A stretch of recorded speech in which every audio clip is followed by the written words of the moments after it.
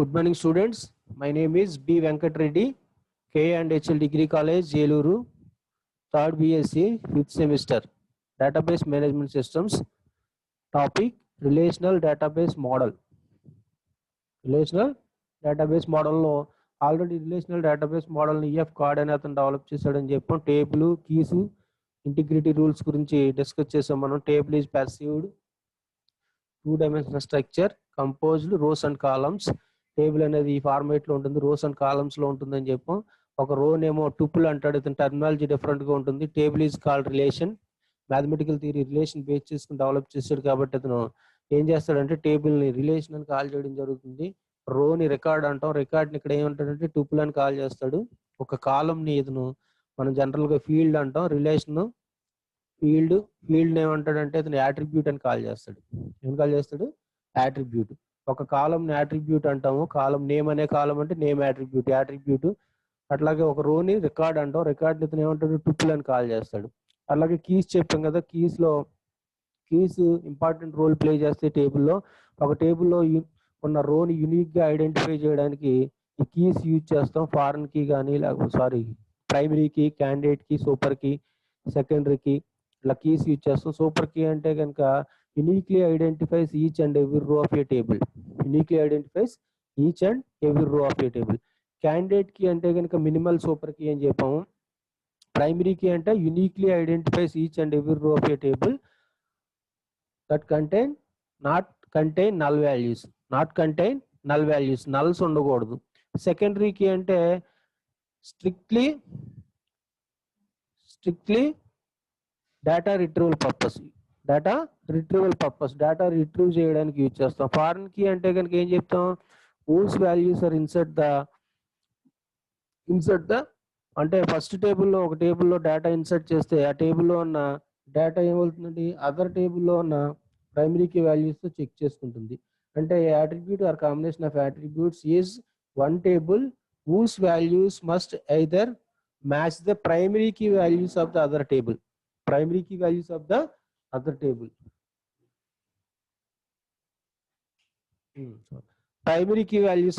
Other table అంటే ఒక టేబుల్లో డేటా ఇన్సర్ట్ చేయగానే పర్టికులర్ వాల్యూ అదర్ టేబుల్లో ఉన్న ప్రైమరీ కీ వాల్యూతో చెక్ చేసుకుంటుంది.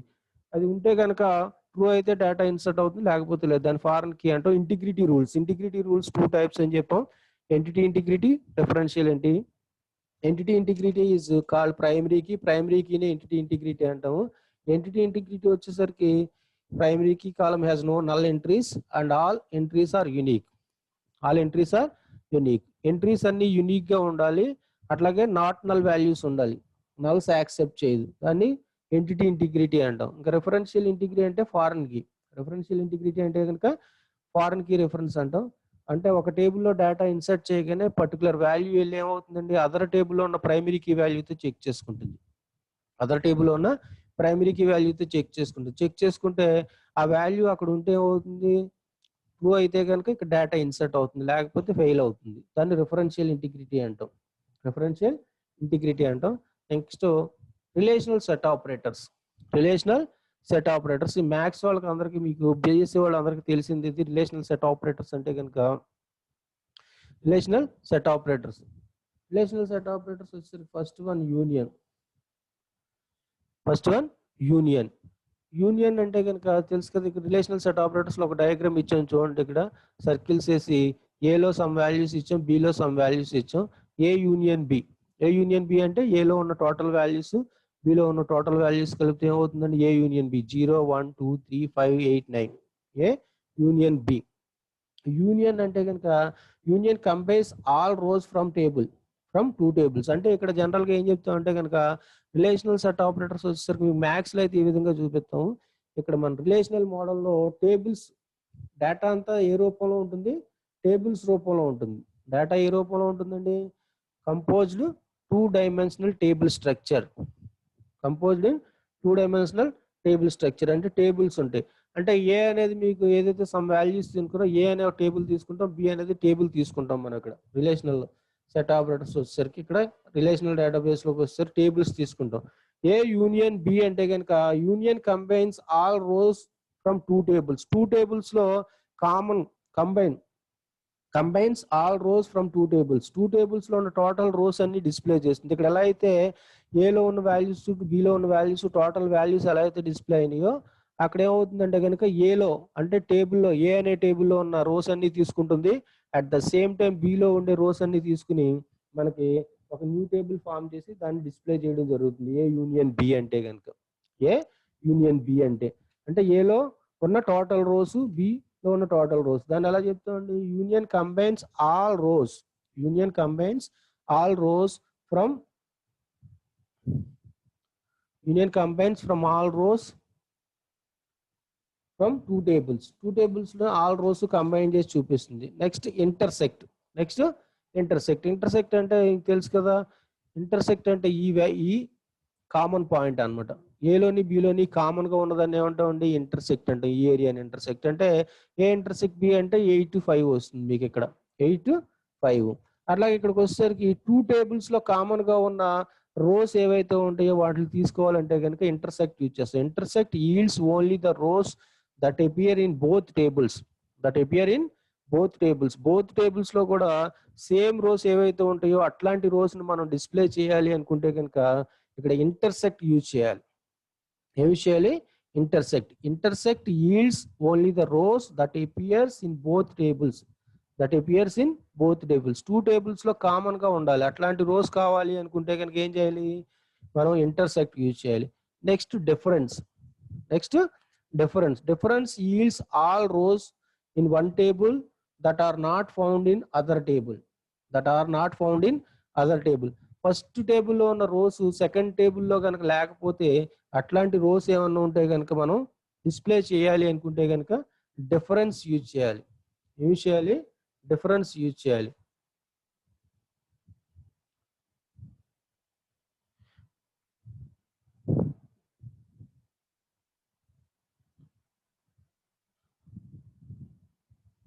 కట్ అయింది. అది డిఫరెన్స్ యూజ్ చేయాలి. డిఫరెన్స్ యూజ్ చేస్తాం అంటే ఫస్ట్ టేబుల్లో ఉన్న రోస్ సెకండ్ టేబుల్లో ఉండకూడదు. ఈజీ మీకు క్లియర్ గా చెప్పాలంటే difference yields all rows in one table that are not found in other table. అంటే ఫస్ట్ టేబుల్లో ఉన్న రోస్ సెకండ్ టేబుల్లో ఫౌండ్ అవ్వకపోతే కనుక అట్లాంటి దాన్ని మనం డిఫరెన్స్ తో చూపిస్తాం. Difference. Next product yields all possible pairs of rose from two tables. All possible pairs అంటే కనుక మీకు టూ టేబుల్స్ ఉంటాయి కదా. టూ టేబుల్స్ ఎప్పుడైతే మనం రిలేషన్ క్రియేట్ చేసామో ఫస్ట్ టేబుల్లో ఉన్న ఫస్ట్ రో సెకండ్ టేబుల్లో ఉన్న ఈచ్ అండ్ ఎవ్రీ రోతో జాయిన్ అవుతుంది. అట్లాంటి దాన్ని ఏమంటాం? ప్రొడక్ట్ అంటాం. Product yields all possible pairs of rose from two tables. Two tables లో ఉన్న పాసిబుల్ పేర్స్ ఏవైతే ఉంటాయో ఆ పాసిబుల్ పేర్స్ అన్ని కూడా ప్రొడక్ట్ డిస్ప్లే అవుతుంది. Next select also known as restricted yields values for all rows found in a table that satisfy the given condition. అంటే select అంటే మీకు సెలెక్ట్ ప్రొజెక్ట్ అని రెండు ఉంటాయి అనమాట. సెలెక్ట్ వచ్చేసరికి హారిజాంటల్ సబ్సెట్ డిస్ప్లే చేయాలంటే కనుక టేబుల్లో ఉన్న ఒక రోస్ ని మనం డిస్ప్లే చేయాలి అనుకుంటే కనుక సెలెక్ట్ యూజ్ చేస్తాం. ఇక్కడ సెలెక్ట్ వచ్చేసరికి డిబిఎంఎస్ బేసిక్ ఆపరేషన్స్ లో కమాండ్ సెలెక్ట్, అప్డేట్ అంటే టేబుల్లో డేటా మాడిఫై చేయడానికి యూజ్ చేస్తాం. డిలీట్ అన్వాంటెడ్ అన్నెసరీ డేటా ఏదైనా ఉంటే డిలీట్ చేయడానికి యూజ్ చేస్తాం. అట్లాగే ఇన్సర్ట్ టేబుల్లో డేటాని స్టోర్ చేయడానికి యూజ్ చేస్తాం. ఇన్సర్ట్ 4 కమాండ్స్ ఉంటాయి basic commands. Select, insert, update, delete.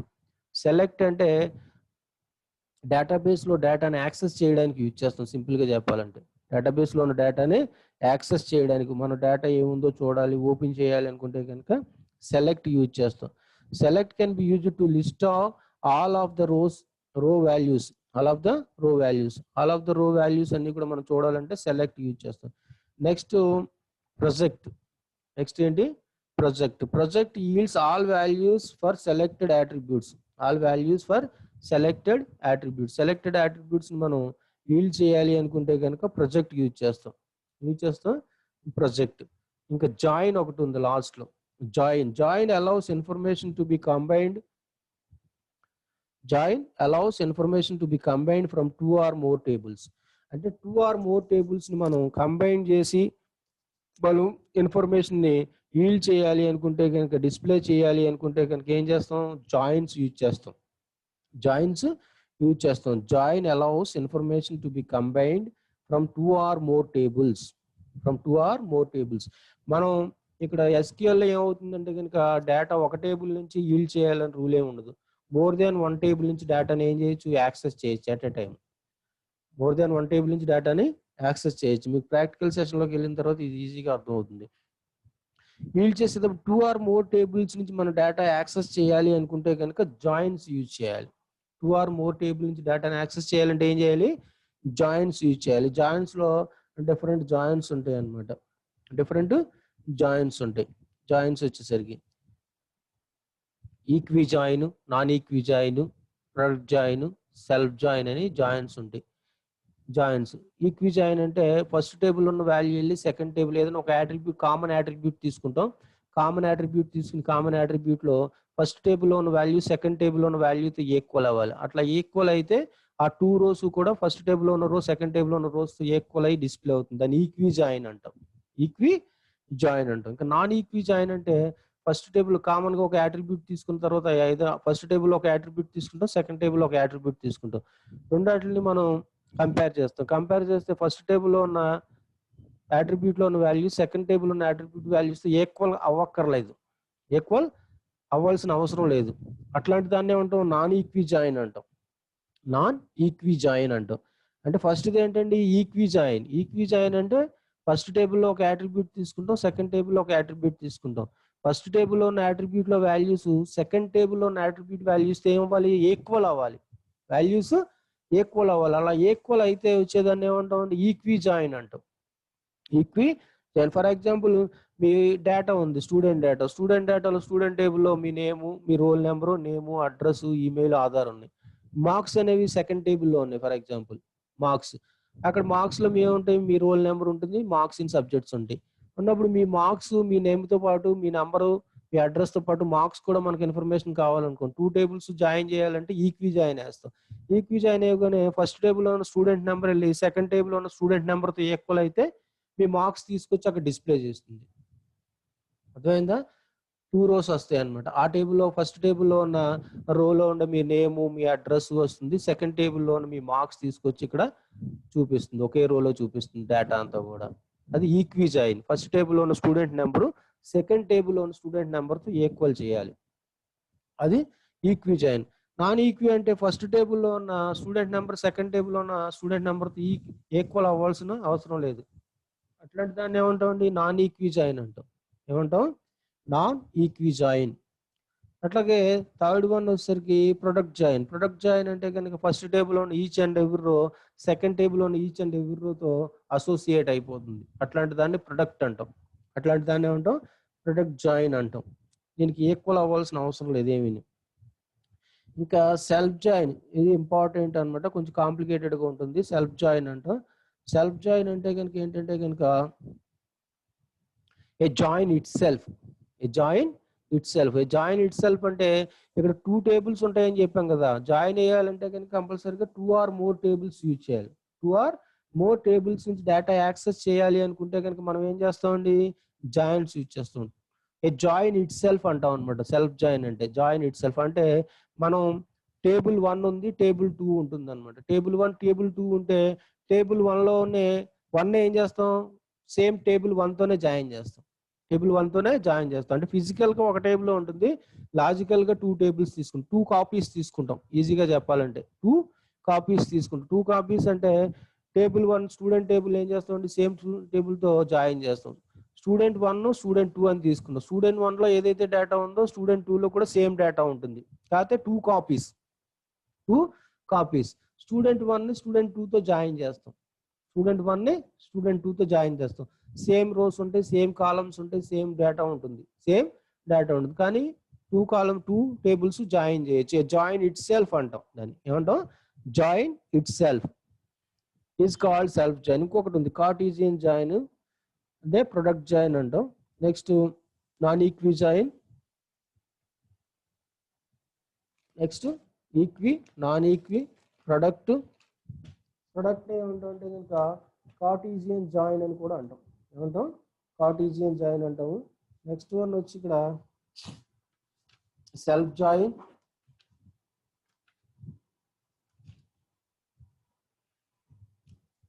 ఇంకొకటి అవుటర్ జాయిన్ అని ఇంకోటి ఉంటుంది. ఇంకోటి ఏముంటుంది? Outer join. అవుటర్ జాయిన్ అంటే ఈక్వల్ టు ఈక్వి జాయిన్ లాగా ఉంటుంది. అది ఈక్వల్ టు ఎలా ఉంటుంది?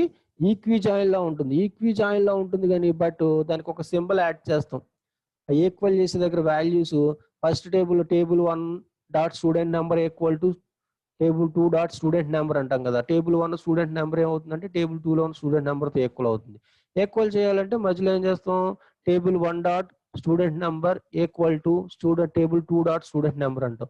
టేబుల్ 1 లో ఉన్న స్టూడెంట్ నెంబర్ టేబుల్ 2 లో ఉన్న స్టూడెంట్ నెంబర్తో ఈక్వల్ అవుతుంది. 2 టేబుల్స్ లో డేటా యాక్సెస్ అవుతుంది. ఇక్కడ అవుటర్ జాయిన్ అంటే జస్ట్ ఆ ఈక్వల్ దగ్గర ప్లస్ సైన్ యాడ్ చేస్తాం. ఏం యాడ్ చేస్తాం?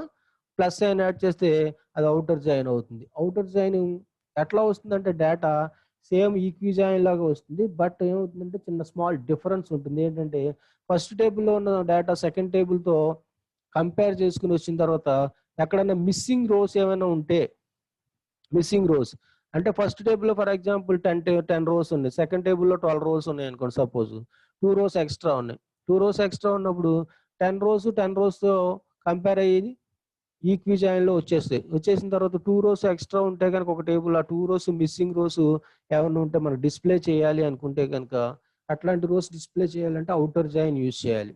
యూజ్ చేయాలి, అవుటర్ జాయిన్ యూజ్ చేయాలి. ఫర్ ఎగ్జాంపుల్ చూడండి, మీకు చిన్న ఎగ్జాంపుల్ చెప్తాను దీనికి. స్టూడెంట్స్ ఉంటారు. స్టూడెంట్ టేబుల్లో స్టూడెంట్ జాయిన్ అయిన తర్వాత ఫస్ట్ ఇయర్ లో జాయిన్ అవుతారు, అందరూ అడ్మిషన్ తీసుకుంటారు. ఒక 40 మెంబర్స్ అడ్మిషన్ తీసుకున్నారు. 40 మెంబర్స్ డేటా యాడ్ చేసాం. యాడ్ చేసిన తర్వాత మన ఎగ్జామ్ ఫీజుకి వచ్చేసరికి 38 మెంబర్స్ పే చేశారు. యూనివర్సిటీ ఎగ్జామ్ ఫీజు ఎంతమంది పే చేశారండి?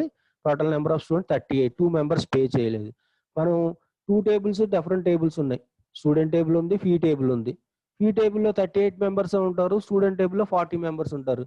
మనం ఈక్వి జాయిన్ వేస్తే ఏమవుతుందంటే 38 మెంబర్స్ డిస్ప్లే అవుతారు, 40 మెంబర్స్ డిస్ప్లే అవరు.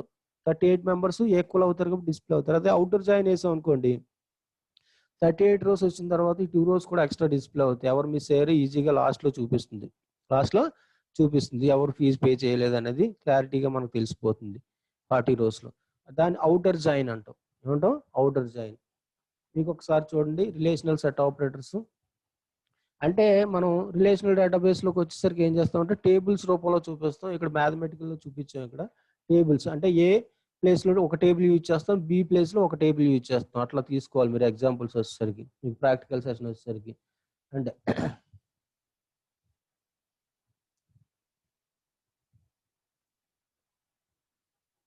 చూడండి, యూనియన్ ఫస్ట్ వన్ ఏంటో ఒకసారి మళ్ళీ రిపీట్ చేస్తున్నాను. యూనియన్.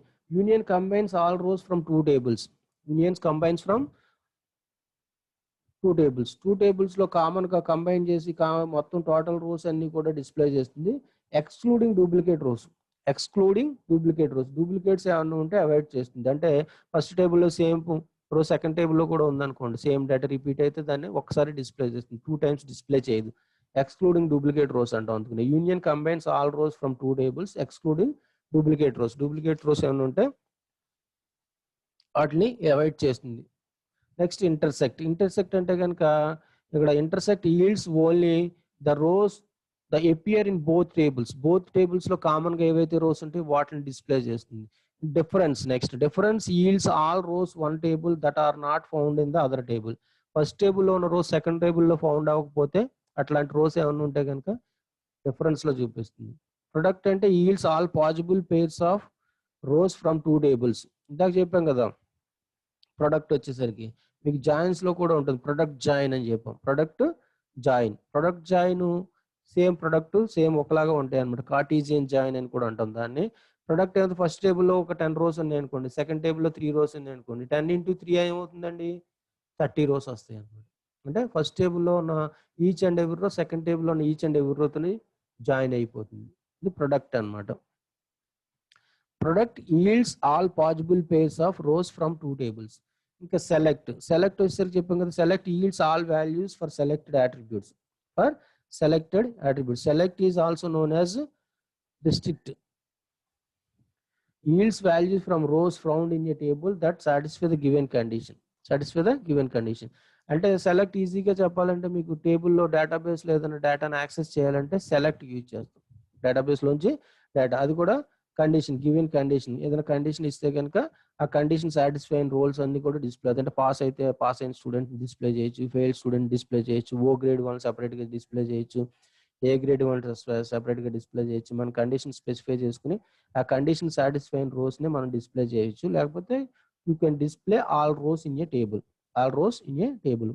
ఇంకా ప్రొజెక్ట్ వచ్చేసరికి project yields all values for selected attributes. Selected attributes మనం ఈల్డ్ చేయాలి అనుకుంటే కనుక చేస్తాం. ఇంకా జాయిన్ అంటే టూ ఆర్ మోర్ టేబుల్స్ నుంచి data at a time access చేయాలంటే కనుక జాయిన్ అనే క్లాజ్ యూజ్ చేస్తాం.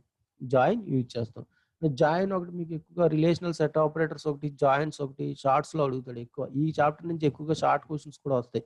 మనం చెప్పాం కదా కీస్ ఇంపార్టెంట్, కీస్ అడుగుతాడు ఎగ్జామ్ లో. కీస్ అడిగితే అన్ని కీస్ రాయాలి. ఒక్కొక్కసారి ప్రైమరీ కీ ఫారెన్ కీ అడుగుతాడు, ఆ రెండు అడిగితే రెండు రాయాలి, ఆ రెండు ఇంపార్టెంట్. కీస్ అడుగుతాడు. ఇక్కడ రిలేషనల్ సెట్ ఆపరేటర్స్ కూడా షార్ట్ ఆన్సర్స్ లో ఎక్కువగా అడుగుతున్నాడు, షార్ట్ ఆన్సర్స్ లో ఎక్కువగా అడగడం జరుగుతుంది. చూడండి ఇంకా అండ్ 10 minutes అని వచ్చింది, చూద్దాం. నెక్స్ట్ ఇక్కడ డేటా డిక్షనరీ. మీకు డౌట్స్ ఏమైనా ఉంటే మళ్ళీ రేపు స్టార్ట్ చేసినప్పుడు అడుగుతుంది. Data dictionary provides detailed description of all tables found in the database. User designs created database. Data dictionary అంటే ముందు చెప్పాం కదా, database is stored and store and manages data and metadata. Metadata is called data about data is called metadata. ఈ metadata అంతా ఏమంటాం, data dictionary అంటాం. Data dictionary అంటాం. The data dictionary is sometimes described to the database designer. Database become it records the design description about tables and their structures. The database లో ఏముంటుందంటే కనుక database లో ఉండే data about data is called metadata. ఈ metadata ఏమంటామండి, data dictionary contains metadata. Data dictionary contains metadata. Data dictionary లో ఏముంటుంది, metadata ఉంటుంది. Metadata అంటే ఏంటి, data about data is called metadata. Data about data is called metadata. మీకు చెప్పాం కదా already. Metadata అంటే ఏదైనా టెక్స్ట్ బుక్స్ తీసుకుంటే మీ టెక్స్ట్ బుక్ స్టార్టింగ్ లో కంటెంట్స్ ఉంటాయి, టేబుల్ ఆఫ్ కంటెంట్స్ ఉంటాయి. ఆ కంటెంట్స్ చూడగానే మీకు ఆ బుక్ లో ఏ ఇన్ఫర్మేషన్ ఉంది, టోటల్ గా ఆ టాపిక్స్ ఏమున్నాయి, అందులో ఏమేమి టాపిక్స్ ఉన్నాయి టోటల్ గా తెలియాలంటే ఏం చేస్తాం, టేబుల్ ఆఫ్ కంటెంట్స్ చూస్తాం. అలాగే డేటాబేస్ లో డేటా ఏముంది తెలియాలంటే ఏం చేయాలి, మెటాడాటా చూడాలి. దాన్నే డేటా డిక్షనరీ అంటాం. Data dictionary contents metadata. అంటే టేబుల్స్ ఏమున్నాయి, టేబుల్లో ఫీల్డ్స్ ఏమున్నాయి, ఫీల్డ్ సైజెస్ ఏమున్నాయి, అందులో కీస్ ఏమి యూజ్ చేసాము, ఫారెన్ కీ యూజ్ చేసాము, ప్రైమరీ కీ యూజ్ చేసామా, అట్లాగే రిలేషన్స్ ఏమి యూజ్ చేసాము, ఇవన్నీ కూడా మనకి డీటెయిల్ గా తెలియాలి అనుకుంటే కనుక ఏం చేస్తామండి, డేటా డిక్షనరీ చూడొచ్చు అనమాట. Data dictionary contains at least all of the attribute names and characteristic for each table in the system. అంటే క్యారెక్టర్స్ అంటే యాట్రిబ్యూట్ నేమ్స్ ఉంటాయి, టేబుల్ నేమ్స్ ఉంటాయి, ఫీల్డ్ టైప్స్, ఫీల్డ్ సైజెస్ ఇవన్నీ కూడా ఉంటాయి. అట్లాగే సిస్టమ్ క్యాటలాగ్ అంటే కొంచెం అడ్వాన్స్డ్ అనమాట, అది కూడా డేటా డిక్షనరీ లాగా ఉంటుంది. System catalog contains metadata. System catalog contains metadata. Data డిక్షనరీలో అయినా మెటాడాటా ఉంటుంది, సిస్టమ్ క్యాటలాగ్ లో కూడా ఉంటుందండి. System catalog contains metadata. The system catalog contains metadata. The system catalog can be described detailed system data dictionary. Detailed system data dictionary ఉంటుందని చెప్తున్నాడు అనమాట. అంటే ఇక్కడ ఏముంటాయంటే కనుక ఫర్ ఎగ్జాంపుల్ డీటెయిల్డ్ గా అంటే ఇక్కడ చూడండి, the number of columns in each table. ఇక్కడికి వచ్చేసరికి ఏమవుతుందంటే కనుక data about data is called metadata. అంటే ఇందులో ఏమేమి ఉంటాయంటే table names. First table name, the table's creator, table ఎవరు క్రియేట్ చేశారు, క్రియేటెడ్ డేట్, టేబుల్ ఎప్పుడు క్రియేట్ చేశారు, the number of columns in each table, ఎన్ని కాలమ్స్ ఉన్నాయి టేబుల్లో, the data type corresponding in each column, ప్రతి కాలంకి ఏదైతే డేటా టైప్ యూజ్ చేస్తామో, ఇండెక్స్ ఫైల్ నేమ్స్, ఇండెక్సెస్ ఏమన్నా యూజ్ చేసామా, ఇండెక్స్ క్రియేటర్ ఎవరు, ఆథరైజ్డ్ యూజర్స్ ఎవరు అండ్ యాక్సెస్ ప్రివిలేజెస్ ఉంటాయి. చెప్పాం కదా సెక్యూరిటీలో ఫస్ట్ చెప్పాం మనం, యాక్సెస్ ప్రివిలేజెస్, పర్మిషన్స్ అంటాం వీటిని. యాక్సెస్ ప్రివిలేజెస్ ఏమున్నాయి, ఇవన్నీ కూడా ఇక్కడ సిస్టమ్ క్యాటలాగ్ లో చూపించడం జరుగుతుంది. Contains all required data dictionary information and the system catalog and data dictionary all often use to interchangeably. అంటే మొత్తం టోటల్ గా టేబుల్ ఎవరు క్రియేట్ చేశారు, టేబుల్ నేమ్ ఏంటి, టేబుల్ క్రియేటర్ ఎవరు, ఎప్పుడు క్రియేట్ చేశారు, డేట్ ఏంటి, అందులో నెంబర్ ఆఫ్ కాలమ్స్ ఎన్ని ఉన్నాయి, డేటా టైప్స్ ఏమి ఇచ్చేసారు, అలాగే ఈచ్ కాలమ్ కి కరస్పాండింగ్ కాలమ్ కి డేటా టైప్ ఏమి ఇచ్చేసారు, ద సైజ్ ఎంత ఉంది, ఇండెక్సెస్ ఏమి ఇచ్చేసారు, కీస్ ఏమి ఇచ్చేసారు, ఇండెక్స్ క్రియేటర్ ఎవరు, ఆథరైజ్డ్ యూజర్స్ అంటే టేబుల్ ఎవరెవరు అయితే యూజ్ చేయొచ్చు, మొత్తం టోటల్ గా ఇదంతా ఉంటుంది. సిస్టమ్ క్యాటలాగ్ అన్న సిస్టమ్ క్యాటలాగ్ డేటా డిక్షనరీ రెండు కూడా ఏంటండి మెటా డేటాని చూపిస్తాయి. The data dictionary system catalog contains meta data.